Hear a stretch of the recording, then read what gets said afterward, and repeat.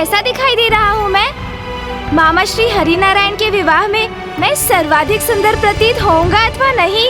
आप तो जिन भी वस्त्रों को धारण करते हैं सर्वथा अद्भुत ही प्रतीत होते हैं प्रभु। मूषक जी, आप बोल कुछ और रहे हैं और आपके भाव कुछ और दर्शा रहे हैं। मुझे बताइए ना, तो क्या मैं कोई अन्य वस्त्र धारण करूं? आप अत्यंत मनभावन प्रतीत हो रहे हैं। अब 50वीं बार नवीन परिधान धारण करने की क्या आवश्यकता है प्रभु? हाँ, आप ये उचित कह रहे हैं कि शुभ अवसर पर लाल अथवा पीला वस्त्र ही धारण करना चाहिए और मुझे तो इन लाल वस्त्रों में ही जाना चाहिए। बस अब उत्तम आभूषण भी धारण कर लेता हूँ।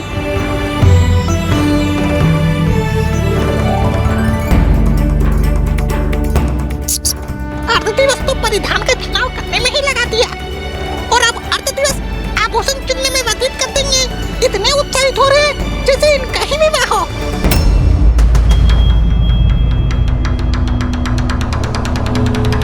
और इन्हें तो श्री हरिनारायण के विवाह का निमंत्रण भी नहीं आया। अब कैसा दिखाई दे रहा हूँ मैं मूषक जी? वाह, अत्यंत अद्भुत। ओह, मामा जी के वस्त्र। प्रभु, आप ही तो उनका चुनाव करने वाले थे। वो तो मैं कर भी चुका हूँ। मैंने स्वयं अपने लिए भले ही वस्त्र चुनने में अत्यधिक समय बिताया, किंतु मामा जी का परिधान तो मैं पूर्व में ही निर्धारित कर चुका हूँ। मामा जी तो वही वस्त्र धारण कर विवाह के मंडप पर जाएंगे। आप स्वयं देख लीजिएगा मूषक जी।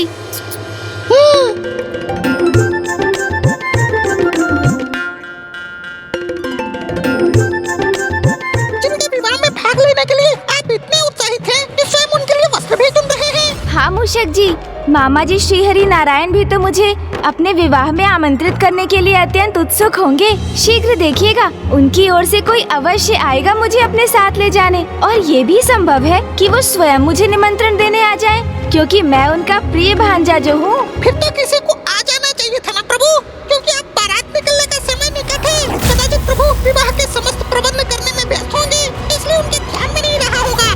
मामा जी तो मुझे कदापि नहीं भूल सकते मूषक जी।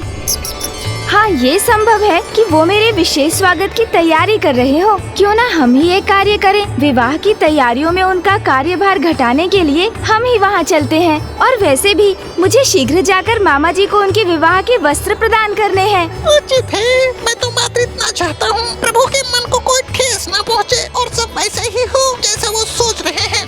आइए न मूषक जी, शीघ्रता कीजिए, अन्यथा मेरे अतिरिक्त अन्य सभी पहुँच चुके होंगे वहाँ। किंतु आपको तो क्या था प्रभु, मैं इतनी तीव्र गति से नहीं बढ़ सकता। इसलिए यदि आप वास्तव में चाहते हैं कि आपके द्वारा चुने गए वस्त्र प्रभु श्री नारायण को समय पर प्राप्त हो जाए, तब तो आपको शीघ्रता से बारात में भाग लेने पहुँचने का कोई अन्य उपाय ढूंढना होगा प्रभु। एक उपाय सूझ गया मुझे।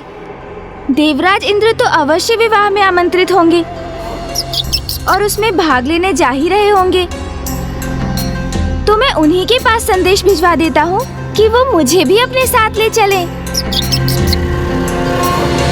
यहाँ प्रभु सब कुछ भूलकर अपने मामा जी के विवाह में भाग लेने के लिए अति आतुर थे, और वहाँ देवराज इंद्र अभी प्रभु ऋषि दुर्वासा से प्राप्त सीख और दंड को भूलकर एक नवीन भूल करने के लिए तत्पर थे।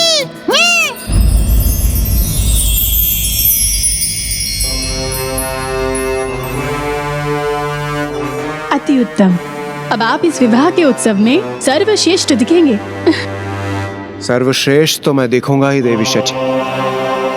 देवराज इंद्र जो हो। तो फिर हम प्रस्थान करें देवराज? नहीं देवी शची, आप मेरे साथ नहीं चल रही हैं। आपको माता लक्ष्मी की ओर से अन्य देवियों के साथ आना होगा। और वैसे भी मैं देवराज इंद्र, वर्षा और बवंडर का देवता होने के नाते समय के पूर्व विवाह स्थल पर पहुंचकर अग्रस्थान मुझे प्राप्त करना होगा, क्योंकि इस विवाह में अग्रस्थान प्राप्त करने का अधिकार केवल देवताओं और स्वर्ग के राजा देवराज इंद्र का ही है। किंतु स्वामी, आप उस अग्रस्थान को लेकर इतनी चिंतित क्यों हैं? चिंतित नहीं देवी शची, किंतु यह स्थान केवल मुझे ही प्राप्त होना चाहिए। क्योंकि ये स्थान प्राप्त करने वाले को ही सर्वाधिक महत्व प्राप्त होता है और वो सदैव वर के साथ ही होता है। और मेरे अनुसार उस अग्र स्थान के योग्य अन्य कोई नहीं है, इसलिए मैं देवराज इंद्र वहां समय के पूर्व पहुंचूंगा। स्वामी, ये क्या है स्वामी?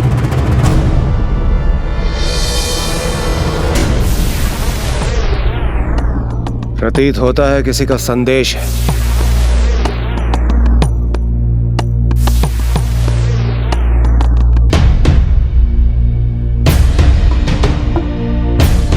प्रणाम देवराज, मुझे ज्ञात है आप मामा जी के विवाह में भाग लेने जा रहे होंगे। कैलाश आपके मार्ग में ही है, इसलिए मैं आपसे अनुरोध करता हूँ कि आप मुझे अपने साथ ले चलें।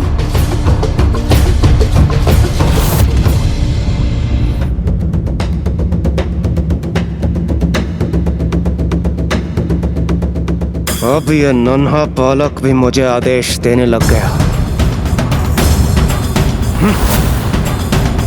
आप ये कैसे अनुचित वचन कह रहे हैं? ये तो मात्र एक अनुरोध है। अनुरोध ही तो नहीं है ये, वो मुझे अपने साथ ले जाने के लिए कह रहे हैं। मैं देवराज इंद्र हूँ, किसी का व्यक्तिगत सहायक नहीं। मैं पार्वती पुत्र को कदापि अपने साथ नहीं ले जाऊंगा, भले ही मुझे महादेव से इस विषय में चर्चा क्यों न करनी पड़े। रावत! इंद्र,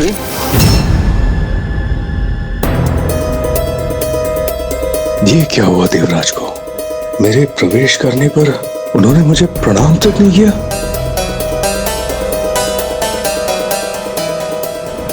अर्थात असुरों पर विजय एवं स्वर्ग का सिंहासन पाकर इंद्रदेव के अहंकार का कोई चरम सीमा ही नहीं रही।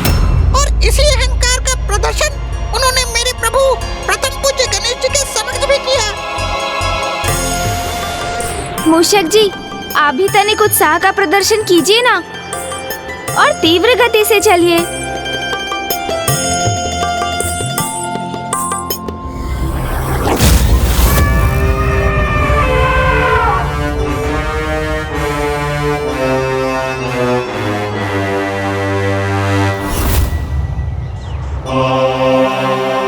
रावत, अपनी गति और बढ़ाओ।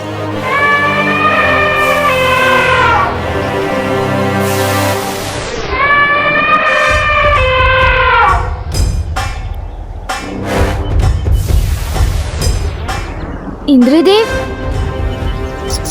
देखा प्रभु, सर्वप्रथम आपके संदेश की उपेक्षा की देवराज ने, और अब आपकी भी उपेक्षा कर रहे हैं। आपकी ओर देखा तक नहीं उन्होंने प्रभु। तो अब देख लेंगे मूषक जी। इंद्रदेव, रुकिए इंद्रदेव। देवराज,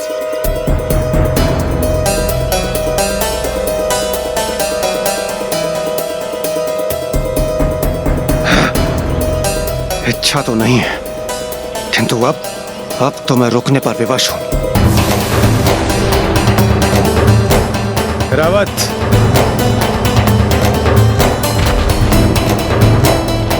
मैं वहां जितनी शीघ्र पहुंचने का प्रयास कर रहा हूं, पार्वती नंदन मुझे उतना ही विलंब करवा रहे हैं।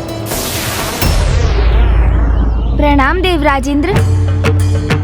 आप भी अवश्य मामा जी के विवाह के उत्सव में भाग लेने जा रहे हैं ना? हाँ गौरी पुत्र, और मैं तनिक भी विलंब नहीं करना चाहता, क्योंकि बारात निकलने में बस कुछ ही समय शेष है। देवराज इंद्र, मैंने आपको एक संदेश भेजा था, कदाचित वो आपको प्राप्त ही नहीं हुआ। मैं तो आपके साथ वहाँ जाने का इच्छुक हूँ, तो आप भी मुझे अपने वाहन ऐरावत जी पर अपने साथ ले चलिए ना। इससे मैं भी वहाँ समय पर पहुँच जाऊंगा। संदेश नहीं, आदेश था वो। देवराज इंद्र हूँ मैं, किसी बालक के आदेश के अधीन नहीं हूँ। और वैसे भी क्यों ले जाऊं मैं आपको अपने साथ? गजमुख को गज पर आरूढ़ कर अपने साथ ले जाऊंगा तो सभी मेरा उपहास करेंगे। जिस उपहास का पात्र बनना मुझे कदापि स्वीकार नहीं। क्या हुआ देवराज, आप संकोच में क्यों पड़ गए? आप मुझे अपने साथ ले चलिए ना देवराज इंद्र। पार्वती नंदन, आपको अपने साथ ले चलने का स्थान कहाँ है मेरे पास? आपके भार से वैसे भी ऐरावत की गति धीमी पड़ जाएगी और मैं वहां तनिक भी विलंब से नहीं पहुंचना चाहता, सबसे पूर्व पहुंचना चाहता हूं। और वैसे भी देवराज इंद्र हूं मैं और मेरा वाहन कोई सार्वजनिक वाहन नहीं है और एक राजा को राजा की ही भांति वहां प्रवेश करना चाहिए। देवराज मेरे प्रभु का अपमान कर रहे हैं। किंतु देवराज, मुझे शीघ्र ही वहाँ पहुँचना है ताकि मैं मामा श्री हरिनारायण के लिए चुने हुए वस्त्र उनको दे सकूं। इस बालक को देवराज पद की गरिमा समझ नहीं आएगी, इसलिए इसे व्यर्थ में ही वार्तालाप बढ़ाने का कोई औचित्य नहीं है। ऐरावत,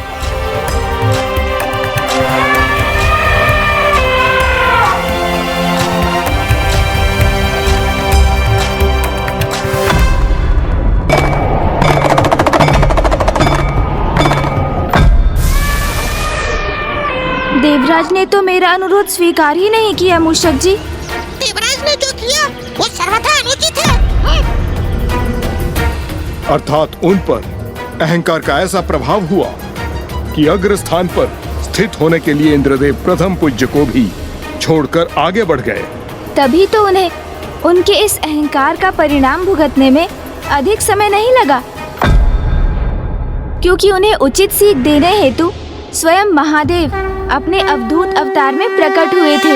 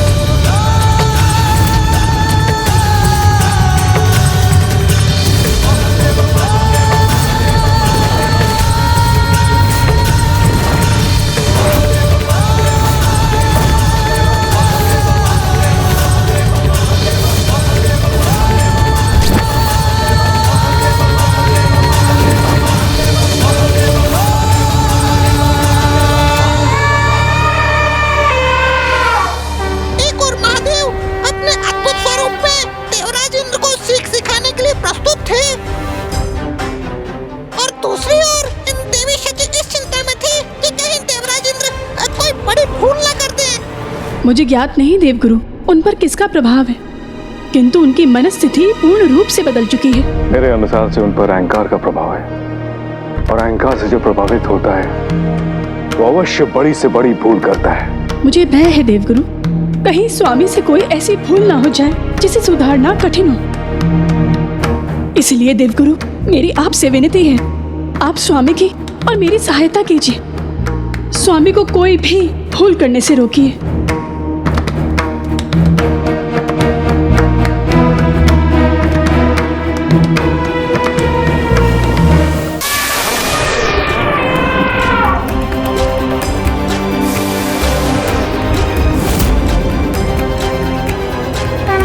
ये कौन है मेरे मार्ग में?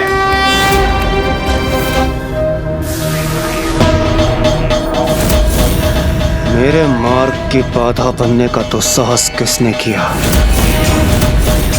हे वृद्ध सन्यासी, ये तुम्हारे विश्राम करने का स्थान नहीं है। देखो, मैं तुम्हें लांघ कर नहीं जाना चाहता, इसलिए हट जाओ मेरे मार्ग से।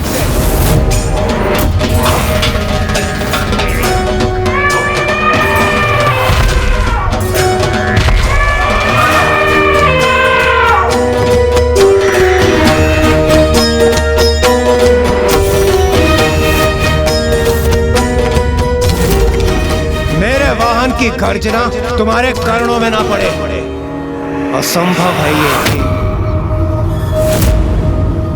कदाचित तुम ऐसे नहीं मानोगे, मुझे स्वयं वहां आकर तुम्हें अपने मार्ग से हटाना होगा।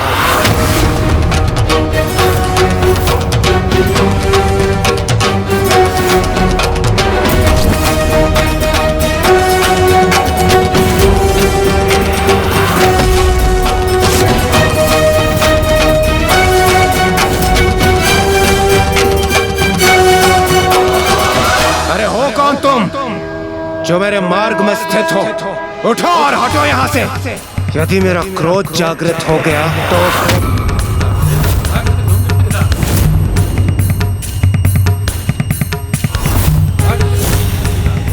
तो उचित है, मेरे क्रोध के भय से ही तुम्हारी बुद्धि अपने उचित स्थान पर लौट आई।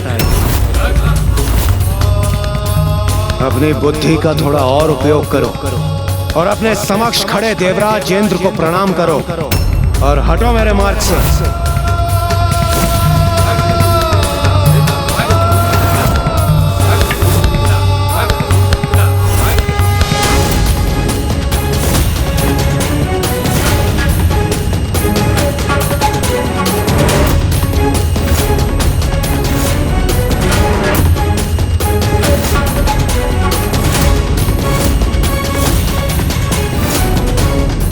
शिष्टाचार का भी ज्ञान नहीं है क्या तुम्हें? मेरे समक्ष झुककर खड़े होने के स्थान पर तुम मुझसे दृष्टि मिलाने का साहस कर रहे हो। प्रतीत होता है मुझसे दंडित हुए बिना तुम मानोगे नहीं।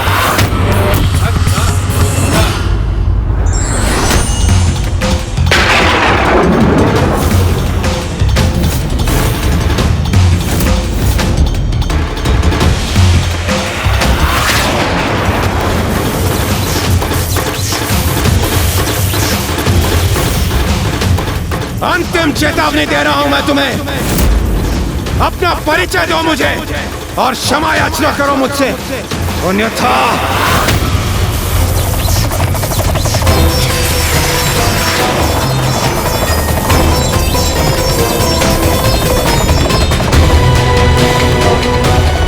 ये अवधूत तो मेरे वज्र को ही अपनी माया से बांधने का प्रयास कर रहा है।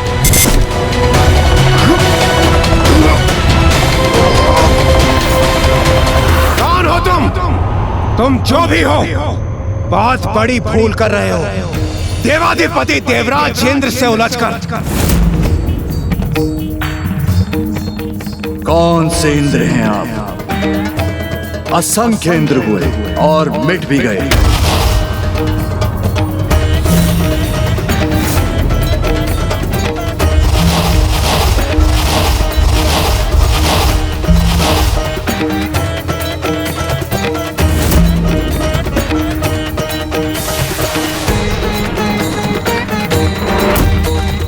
वर्तमान इंद्र हूं मैं और मेरे साथ माया करने का दुस्साहस मत करना, अन्यथा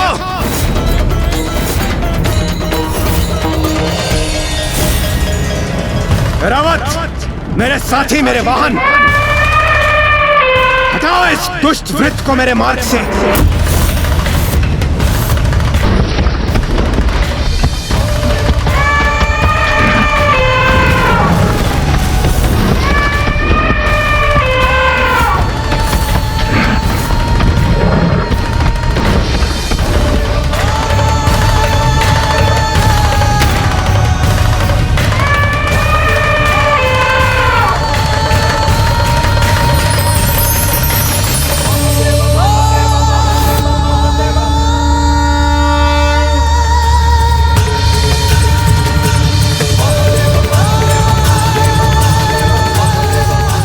ये तुम जिस भी माया का प्रयोग कर रहे हो, उसके प्रभाव से भी तुम मुझे नहीं रोक सकते।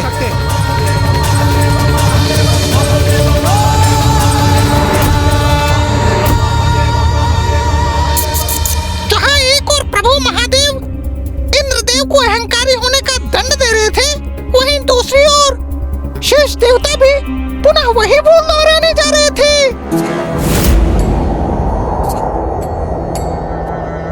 आप चिंता मत कीजिए मूषक जी, मैं तो समस्त देवताओं को अत्यंत प्रिय हूँ और जब सभी देवता इसी मार्ग से जाएंगे तो मैं उनमें से किसी के साथ अवश्य चला जाऊंगा। ये कहकर आप मुझे सांत्वना दे रहे हैं प्रभु, अथवा स्वयं को? आज आप इस प्रकार नकारात्मकता के सागर में क्यों डूबे हुए हैं मूषक जी? वो देखिए वरुण देव, वो अपने वाहन मगर पर आरूढ़ होकर इसी दिशा में बढ़े आ रहे हैं। वो अवश्य मुझे अपने साथ ले जाएंगे।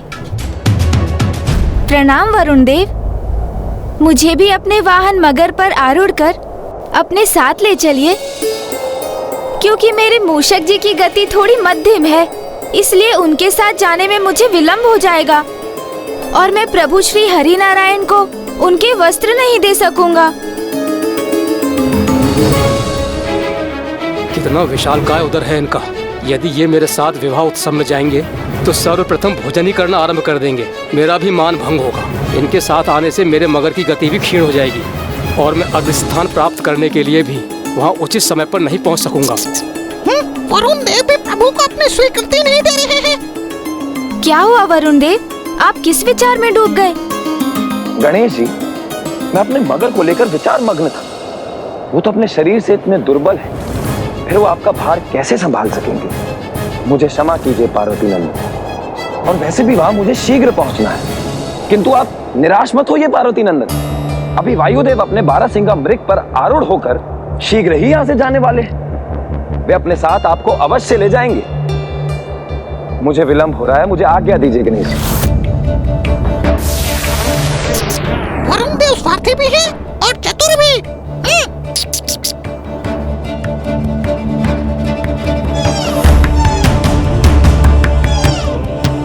क्या हुआ गौरीपुत्र, आपके वाहन मूषक जी थक गए क्या? नहीं नहीं वायुदेव, मूषक जी की गति थोड़ी मध्यम है और मुझे मामा जी को विवाह हेतु वस्त्र प्रदान करने शीघ्र पहुंचना है। तो क्या मैं आपके साथ चल सकता हूँ? यदि ये मेरे साथ इस वाहन पर आरूढ़ हो गए तो न केवल इससे मेरे वस्त्र मलिन होंगे अपितु उनमें संकोचन भी आ जाएगा। अच्छा गौरीपुत्र, आप एक कार्य क्यों नहीं करते? अभी अग्निदेव अपने वाहन भेड़ पर यहाँ पहुंचने ही वाले हैं। उनके वाहन सुदृढ़ भी हैं और अपने लक्ष्य के प्रति उनका ध्यान भी केंद्रित रहता है। मेरे विचार से आपके लिए वही सर्वोत्तम उपाय रहेगा। ये भी कारण बताकर चले गए। हाँ, ये उचित रहेगा। अग्निदेव के वाहन में उपयुक्त शक्ति है, वो मुझे अवश्य ले जाएंगे। प्रभु ये क्यों नहीं समझ पा रहे हैं कि सभी देवताओं ने अपने साथ न ले जाने का बहाना बनाकर स्वयं ही आगे बढ़ते जा रहे हैं।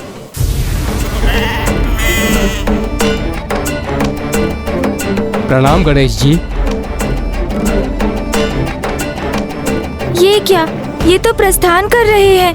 अग्निदेव, मुझे ज्ञात है आप शीघ्रता में हैं, किंतु क्या आप कृपया मुझे अपने वाहन पर साथ ले चलेंगे?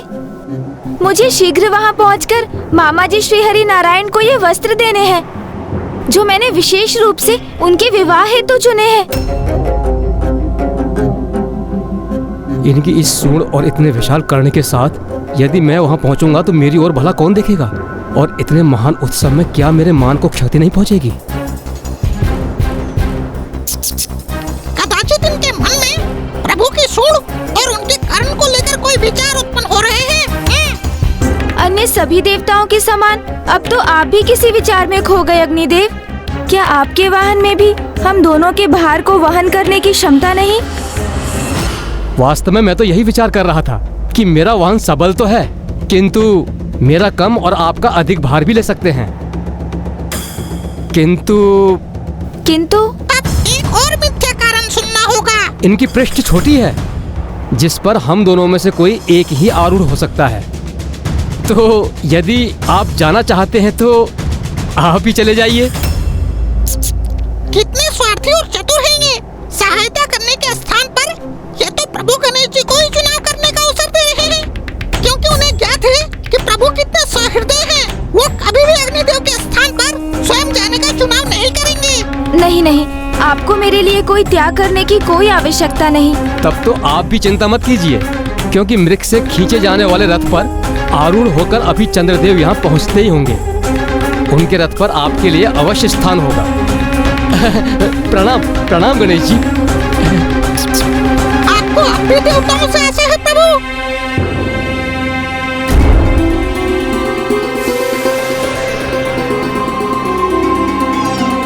प्रणाम पार्वती नंदन। चंद्रदेव, मुझे भी अपने वाहन पर अपने साथ ले चलिए ना।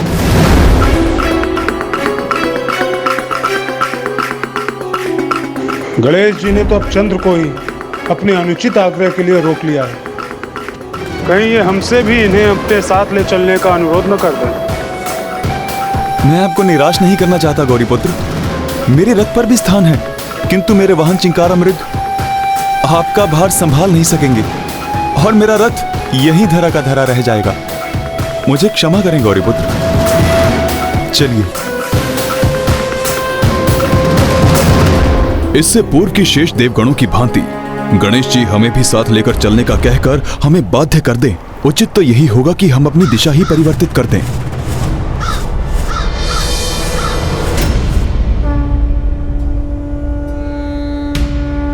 शनिदेव और यमराज भी मुझे बिना लिए चले गए।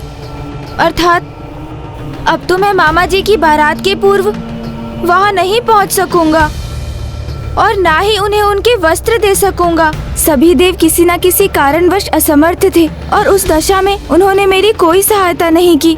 असमर्थ? सभी देवता ने आपसे असत्य कहा प्रभु। असत्य कहा? किंतु क्यों? उनकी दृष्टि में आप उनके समान नहीं है प्रभु। उनके अनुसार जिस प्रकार आप दिखते हैं वो आपको अपने साथ विवाह में नहीं ले जाना चाहते, इस भय से कि कहीं आपके कारण उनका सम्मान कम न हो जाए प्रभु। और उनका आपके बारे में ऐसा सोचना आपका अपमान है जो मैं कदापि सहन नहीं कर सकता।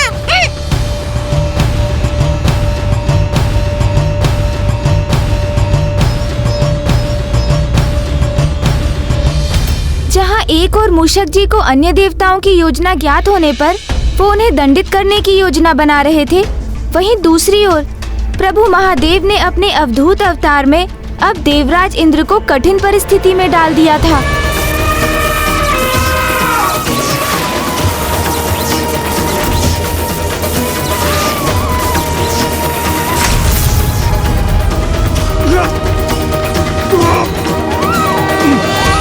मैं अपने वज्र को संभाल क्यों नहीं पा रहा हूँ?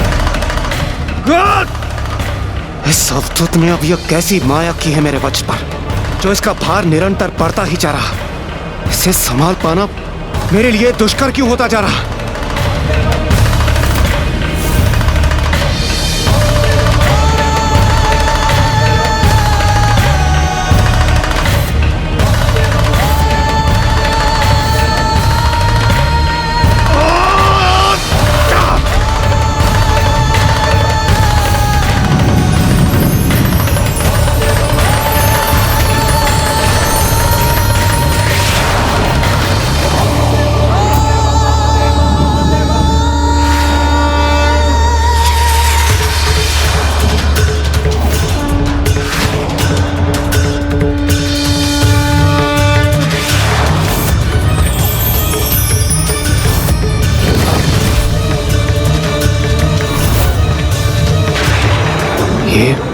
ये तो प्रभु महादेव के ही अवतार हैं।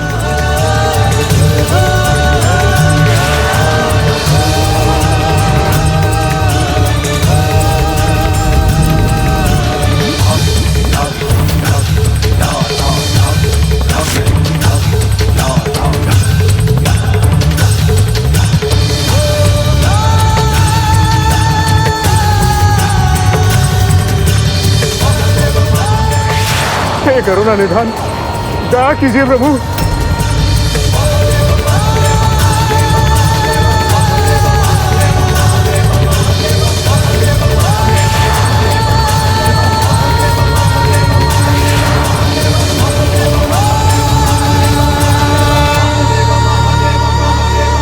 इंद्रदेव को अपनी भूल का आभास हो गया है प्रभु, इन्हें क्षमा कर दीजिए। अभी इनका शासनकाल समाप्त नहीं हुआ है, इन्हें अभय दान दीजिए महादेव। इन्हें उचित सीख प्राप्त हो चुकी है। हे महादेव, मुझे क्षमा कर दीजिए प्रभु। हे अवधूत महादेव, मैं आपसे क्षमा याचना करने के भी योग्य नहीं बचा। यहाँ अपने घुटनों पर स्थित आपके इस विराट स्वरूप को अपने समक्ष देखकर मुझे ये ज्ञात हो चुका है, स्वयं को महान समझने वाला मैं देवराज इंद्र आपके विराट स्वरूप के समक्ष कितना तुच्छ हूं। प्रभु, मेरा अहंकार तो आपके तेज के प्रभाव से ही भस्म हो चुका था। आपके तृतीय नेत्र के तेज का प्रभाव तो उसके उपरांत हुआ था प्रभु।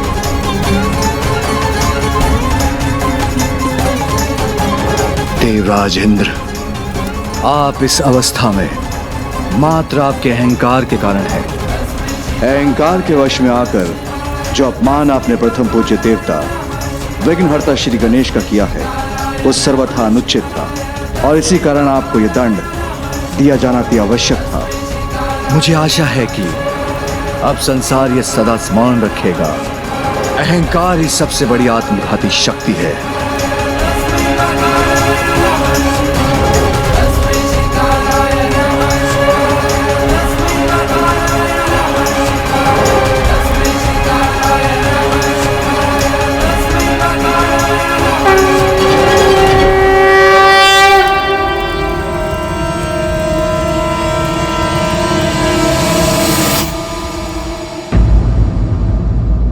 शीघ्रता से लिया गया निर्णय सदा ही संकटकारी होता है, इसलिए व्यक्ति को सोच विचार करने में शीघ्रता कभी नहीं करनी चाहिए।